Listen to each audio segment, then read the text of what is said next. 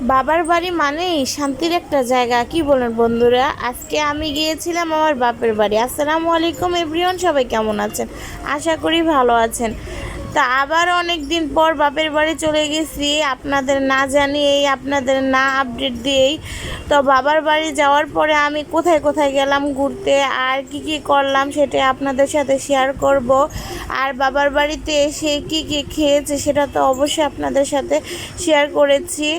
আর আমার বাবার বাড়ি, আমার বাবা মা এত বড় লোক না, তা আমি এত বিলাসিতাও দেখাচ্ছি না, যাই আমরা করেছি সেটাই দেখাবো।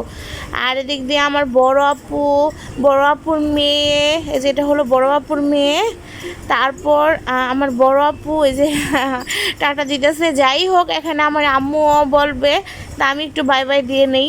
তা আম্মু বাই বাই দিয়ে নিল। তারপরে এখানে অনেকগুলা ছাগল দেখা যাচ্ছে।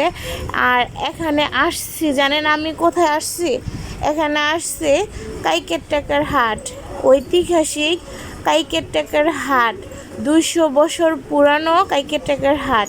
এখানে রবিবারে প্রায় অনেক মানুষ থাকে, অনেক দোকানপাট থাকে। আর আজকে শুক্রবার, জুম্মার দিন, এখানে কোনো লোক নেই। লোক আছে, সবাই বসে আছে, কেউ শুয়ে আছে, কেউ কাজ করতেছে। কিন্তু রবিবার দিন এখানে প্রচণ্ড ভিড় হয়। যারা আসছেন তারাই জানেন, আর যারা আসেন নাই একবার হলো কাইকেটেকের হাট অবশ্যই ঘুরে যাবেন।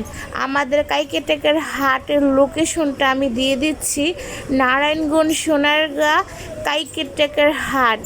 এটা হলো 200 বছরের পুরাতন কাইকেটেকের হাট। আর দেখুন আমাদের আপুর মেয়ে কিভাবে শাকগুলো নিচ্ছে। এটা হলো আমাদের আঞ্চলিক ভাষায় কুচিল্লা শাক বলে। তো আম্মুকে আমি বলতেছিলাম, আম্মু আমার কুচিল্লা শাক খুবই পছন্দ, তুমি তো জানোই। তা আম্মু অনেকগুলো কুচিল্লা শাক নিয়ে নিচ্ছিল ভাজি করে খাওয়ার জন্য। এদিক দিয়ে আমাদের একটা ভাইয়ার সাথে দেখা।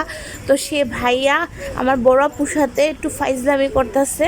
আমার বড় আপু আর সে পিটি মানে একই সমান, তার জন্য ফাইজলামি করতেছে। যাই হোক, ভাইয়ার সাথে আমিও কিছু কথা বলে নিলাম।